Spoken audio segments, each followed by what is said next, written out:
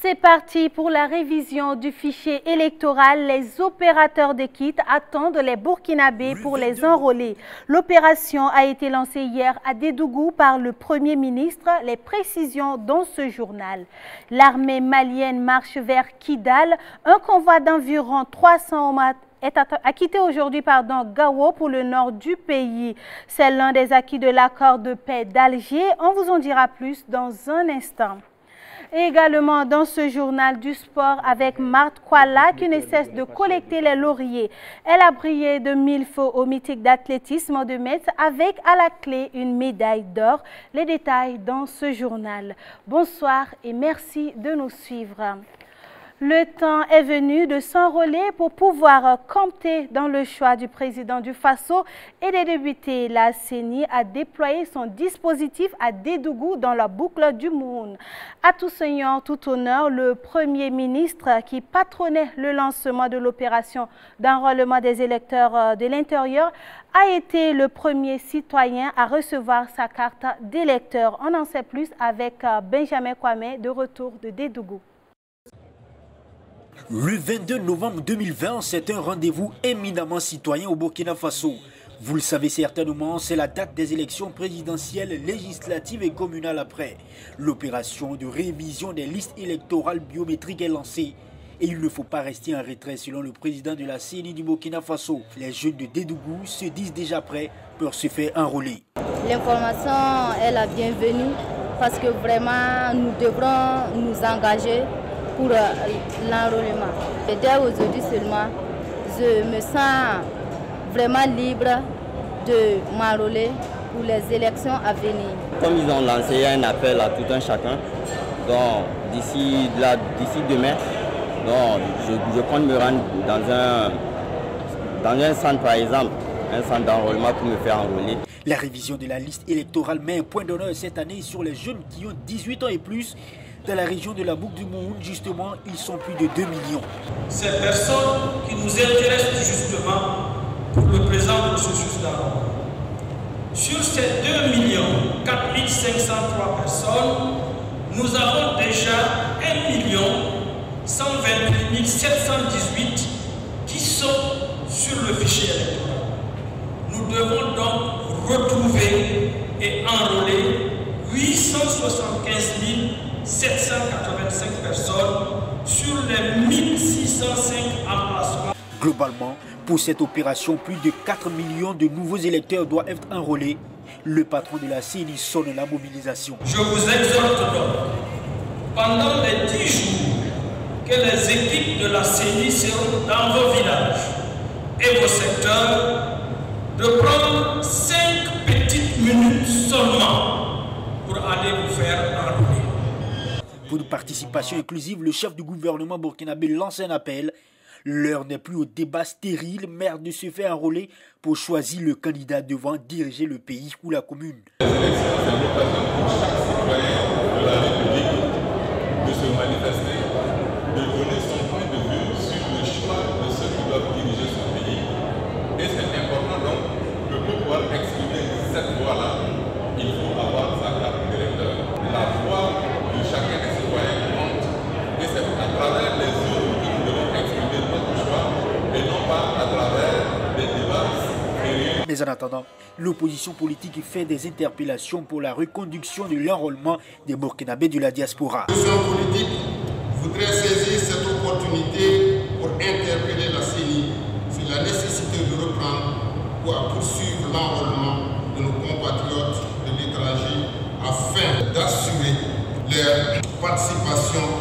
Pour une réussite effective de cette opération, la CENI demande à tous les partenaires stratégiques de sensibiliser davantage toutes les couches. À tout seigneur, tout honneur, les religions ont commencé déjà avec des prières pour que cela soit une réussite. L'opposition, pour sa part, se dit sûre de sa victoire au soir du 22 novembre.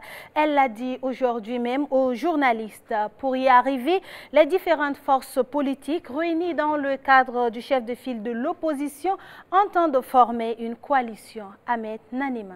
Le 22 novembre 2020, le corps électoral est convoqué pour les élections présidentielles et législatives. Depuis l'annonce officielle de la date de la présidentielle au Burkina Faso, les candidats s'affirment de plus en plus. Et aujourd'hui, au siège du chef de file de l'opposition, il est clairement déclaré la défaite de Roch-Marc Christian Kaboré, l'actuel président du Faso. L'opposition politique vous a annoncé, à travers un communiqué de presse, qu'elle est en train d'élaborer un accord politique dans le but de remporter les élections couplées de novembre 2020. Toutes les chances sont du côté de l'opposition. Roch-Marc Christian Kaboré sera éliminé dès le premier tour à cause de cette gestion calamiteuse. Pour arracher le fauteuil de la magistrature suprême, l'opposition politique opte pour la stratégie de la coalition. La dynamique qui est là, c'est une pluralité au premier tour et maintenant regrouper, tout le monde regrouper pour le deuxième tour, pour faire triompher donc les points de vue de l'opposition. L'opposition se réjouit du lancement officiel de la révision du fichier électoral hier à Dédougou. Cependant, elle demande à la commission électorale indépendante, la CENI, de tirer leçon des expériences de l'opération d'enrôlement à l'étranger pour une meilleure participation des citoyens. L'opposition politique se réjouit du lancement de l'opération. Elle demande à la CENI de tirer les leçons du passé pour un bon déroulement de l'enrôlement et une forte participation des citoyens. En outre, l'opposition invite l'ensemble des citoyens burkinabés qui ont 18 ans ou plus de s'inscrire sur le fichier électoral pour pouvoir voter le changement le 22 novembre 2020. Les représentants de l'opposition témoignent par ailleurs leur solidarité et compassion aux autorités chinoises, tout en félicitant tout le personnel de la santé du Burkina pour son engagement et sa détermination à protéger les citoyens de l'épidémie du coronavirus. Toujours au Burkina, un homme a été tué et un pasteur enlevé avec ses enfants par des individus armés non identifiés dans la nuit du 10 au 11 février. Les faits se sont déroulés à Seba, chef-lieu de la province du Yatga, selon des sources locales. Les assaillants sont également repartis avec un véhicule. Et à l'est du pays, 8 assaillants ont été mis hors état de nuire et un autre capturé hier. C'était au cours d'une attaque contre le poste de gendarmerie de Tango-Albougou, localité située à environ 50 km de Fada Gourma. Aucune perte en vie humaine ni de blessés n'a été enregistrée dans les rangs des gendarmes selon des sources sécuritaires. Mais un civil, dans un cas qui passait non loin du théâtre des opérations, a été touché et évacué dans un centre de santé. Un important lot d'armement a été saisi des mains des assaillants. Il faut noter que la région de l'Est connaît un regain d'attaques terroristes depuis le début de l'année 2020 après une accalmie observée à la suite de l'opération Ota-Poinou. L'insécurité au Sahel inquiète Antonio Guterres. Pour le secrétaire général de l'ONU, le dispositif sécuritaire présent dans le Sahel est insuffisant pour faire face à la menace terroriste. Nous avons le G5 Sahel, nous avons la MUNISMA, nous avons la force Barkhane et une présence américaine au Niger. Donc, si une des parties sort du dispositif, la situation sera encore pire. Il faut reconnaître que le terrorisme est en train de gagner du terrain. Ce qui se passe au Burkina Faso, au Mali et au Niger est une tragédie humanitaire avec un impact sur les États. Il faut une force d'imposition de la paix et de lutte contre le terrorisme, a-t-il déclaré. Selon le représentant de l'Organisation des Nations Unies, cette force doit avoir la capacité militaire suffisante, mais aussi un mandat clair du Conseil de sécurité de l'ONU et qui doit avoir un financement garanti avec des contributions obligatoires. Il faut que les États-Unis comprennent que nous avons besoin d'un mécanisme sécuritaire fort. Ce mécanisme ne protégera pas seulement le Sahel, mais le continent et il est essentiel pour nous tous, prévient-il. La problématique de l'insécurité au Sahel était également l'une des préoccupations du 33e sommet de l'Union africaine qui a refermé ses portes hier à Addis Abeba. Le ministre des Affaires étrangères du Burkina Faso, Alpha Bari, revient sur les grands enjeux de ce sommet. Je vous propose de l'entendre. Les enjeux de ce sommet, ce qu'on peut retenir principalement et qui nous concerne, c'est la situation sécuritaire en Afrique ou la question libyenne. Et comme vous savez, les deux questions sont liées en ce qui concerne le Sahel. Et les interventions des chefs d'État aujourd'hui montrent donc l'engagement des États africains à rechercher une solution pour une prise en charge des questions de sécurité par les Africains eux-mêmes. Et le président du Faso, lors de la session extraordinaire donc, du Conseil de paix et de sécurité de l'Union africaine samedi, a plaidé pour un endossement des décisions de Pau par l'Union africaine. Et aujourd'hui, les chefs d'État sont allés beaucoup plus loin pour donc demander une réactivation de la force en attente de l'Union africaine qui existe. Et encore faut-il qu'elle ait les moyens. Et donc, il faut travailler sur cette question des moyens. Et une des idées fortes qui est ressortie est qu'on organise un sommet extraordinaire de l'Union africaine consacré uniquement à la question de la sécurité. Donc la sécurité face à la menace terroriste. Bon, évidemment, on va dire que c'est une réunion de plus, c'est un sommet de plus, mais c'est une réunion qui se veut concrète au regard donc des engagements, au regard en tout cas donc de comment la menace se présente et comment les chefs d'État appréhendent cette menace, pas seulement ceux du Sahel, mais également l'ensemble de l'Afrique qui se sent donc concerné par cette situation. Et vous avez suivi, le président du Faso, lui, a dit et répété que le Sahel est une digue pour l'ensemble de l'Afrique. Et je pense que les gens ont pris conscience de cela, qu'il faut intervenir maintenant pour éviter que cette digue ne cède et donc que la menace terroriste n'envahisse toute l'Afrique. La coalition pour le Sahel est ouverte à tous et c'est ce que le président du Faso, président du G5 Sahel, le président Roch-Marc Christian Kaboré a réaffirmé dans son intervention au cours donc, du sommet du Conseil de paix et de sécurité en appelant les pays africains à adhérer donc à cette coalition, à participer de façon active à la fois pour les questions de sécurité, mais aussi en intervenant sur les questions de développement. Donc c'est une coalition qui est ouverte et l'Afrique donc doit être partie prenante donc, de ce processus-là que nous avons engagé avec les partenaires, donc partenaires internationaux, mais qui devraient être également partenaires africains. Le sous-secrétaire américain chargé des affaires politiques s'est dit aussi préoccupé par la situation sécuritaire au Sahel, mais plus particulièrement à celle du Burkina Faso. Il l'a fait savoir hier au Premier ministre Christophe Dabiré. Le diplomate a par ailleurs traduit la solidarité du pays de l'oncle Sam au Burkina Faso. Le compte rendu avec Alain Koulibaly, Achille Ouedraogo. Les États-Unis d'Amérique expriment leur soutien et leur solidarité au peuple burkinabé face à la recrudescence des attaques terroristes que connaît le pays. C'est le message qu'apporte David Hale, le sous-secrétaire d'État américain aux affaires politiques, à Christophe Dabiré. Son pays mesure l'ampleur de la menace terroriste et entend bien poursuivre ses actions d'aide pour endiguer le phénomène. Pendant notre audience, j'ai exprimé le soutien de l'Amérique pour le Burkina Faso à ces moments difficiles. Vous faites face à des menaces qui sont très importantes pour votre sécurité, votre stabilité et votre démocratie, ici et à travers toute la région. Et ce sont des problèmes africains qui demandent des solutions africaines. Mais vous pouvez compter sur la solidarité des États-Unis. Donc notre coopération sécuritaire a produit beaucoup de fruits. Les États-Unis vont continuer de se tenir aux côtés du Burkina Faso dans cette lutte contre des menaces qui sont partagées.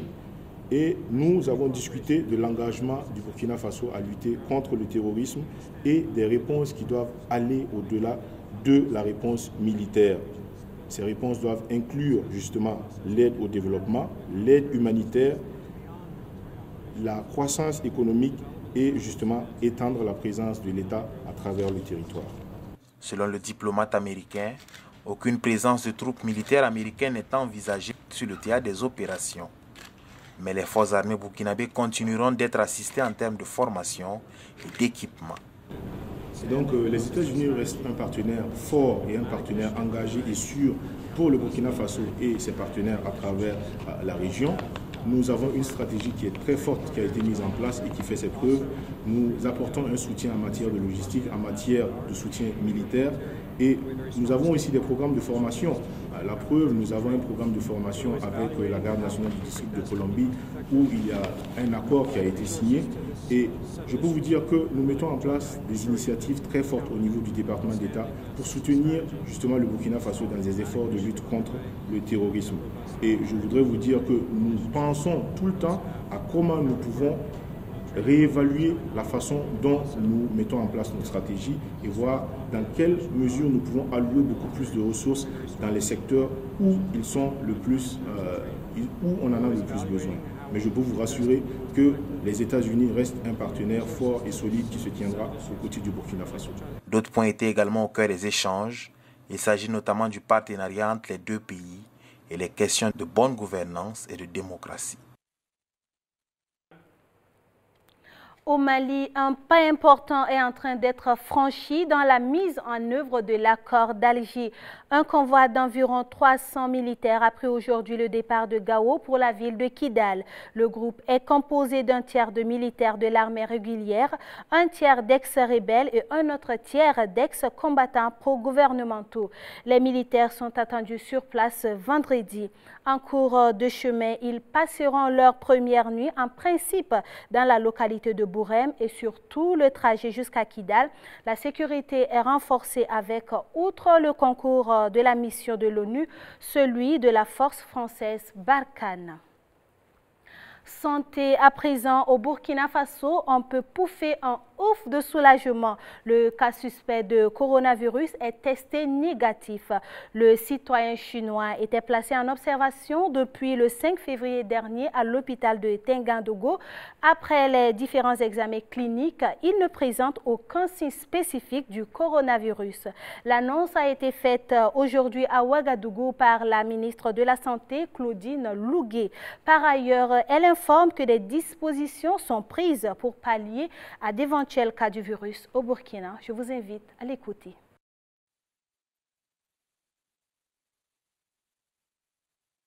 Arrivé à l'aéroport de Ouagadougou le 29 janvier 2020 à 0h29, il a été conduit directement à son domicile. À son arrivée, des consignes d'autoconfinement lui ont été données par l'ambassade de Chine.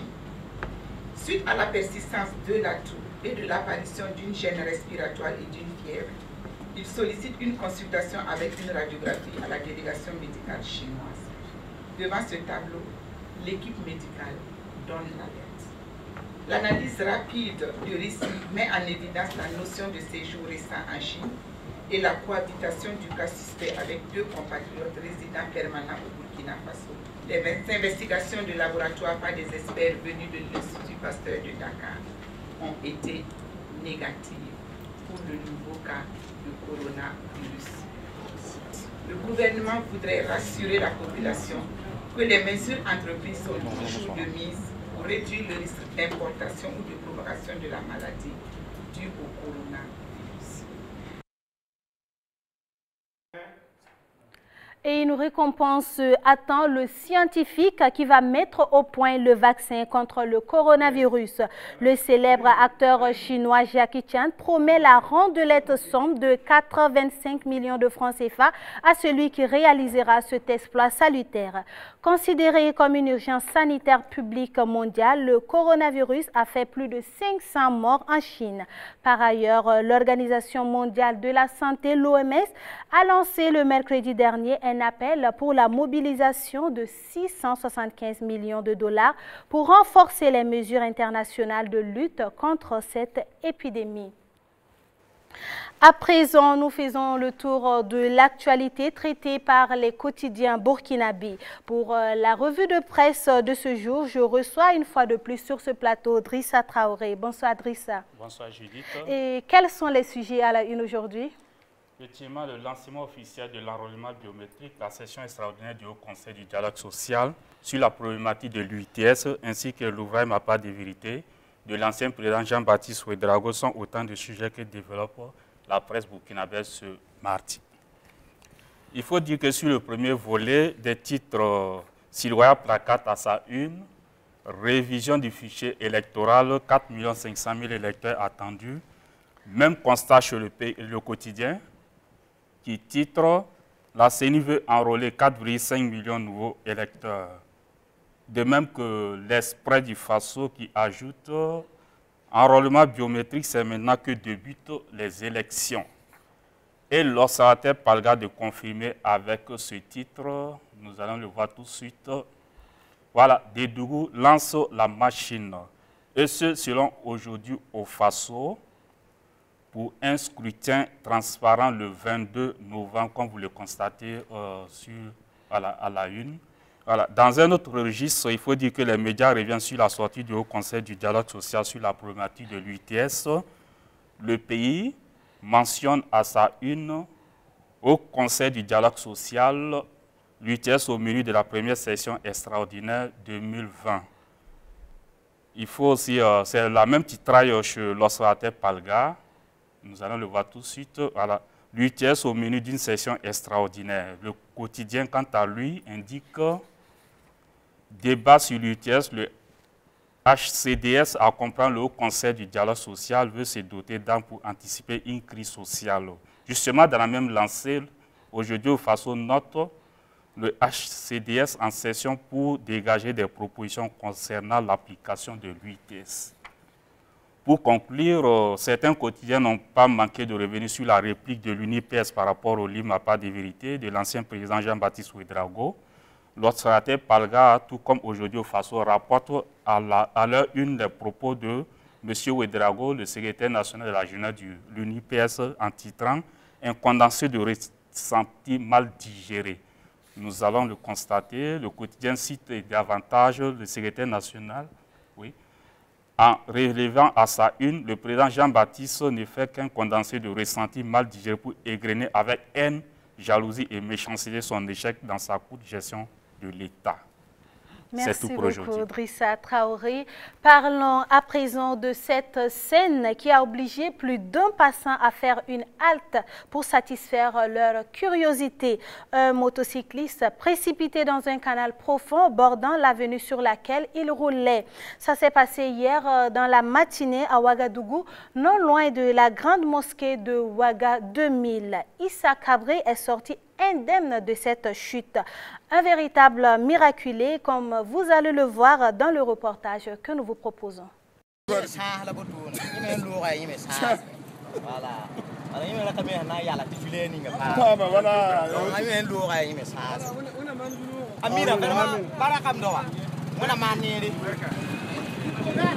Issa Kabré l'a échappé belle.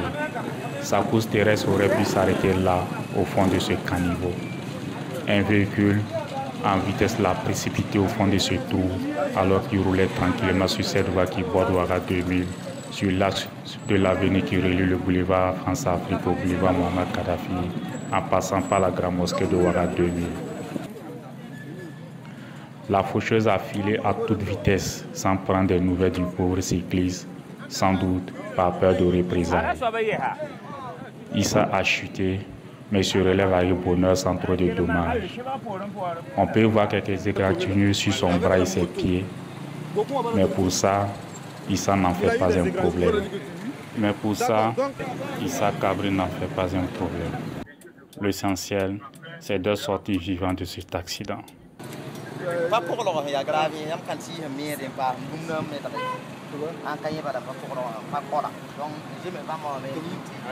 Avec alcool seulement.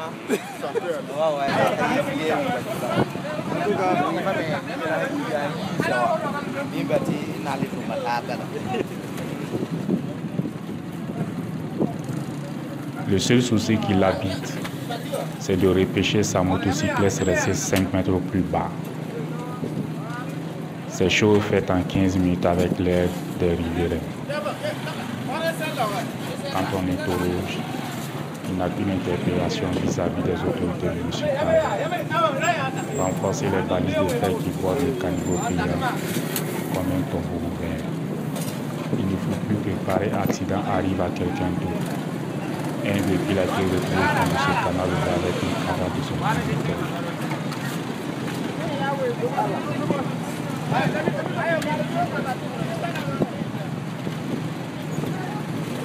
Puisque s'il y avait barrière, on tient la barrière là, laquelle ne pas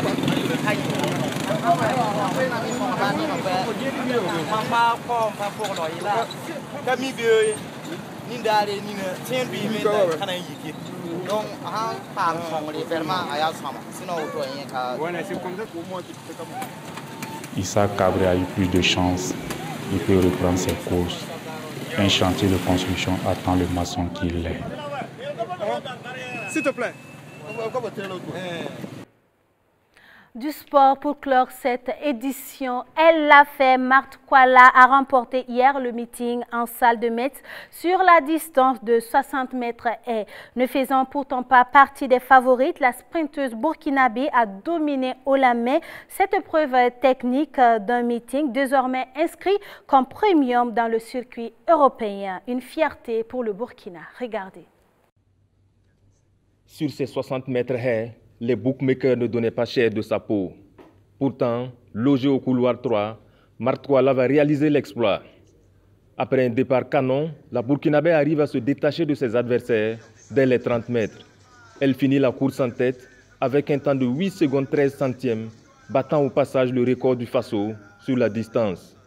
Marthe Kuala remporte ainsi le meeting indoor de Metz face à des adversaires de gros calibre comme la Française Pauline Lett, la Belge d'origine burkinabé Anne Zagré ou la grande favorite Tiffany Reynolds. Avec cette victoire, Marthe Kuala annonce les couleurs à 5 mois des Jeux Olympiques. Le retentissement de la victoire est ressenti jusqu'au pays avec de nombreuses félicitations, dont celle du président du Faso sur les réseaux sociaux. Roch Kaboré dit exprimer la fierté de la nation pour cette performance. Les yeux sont maintenant tournés vers Tokyo 2020. Dans la capitale nippone, Marthe Kuala devra sortir le grand jeu pour une éventuelle médaille, notamment aux 100 mètres haies. Soren Kierkegaard disait que celui qui prend un risque perd un pied pour un instant, celui qui ne prend pas de risque perd sa vie. Marthe Kuala l'a compris et fait à présent de l'audace son credo. Ainsi s'achève cette édition du 20h de LCA. Merci de l'avoir suivi. À demain. Bonsoir.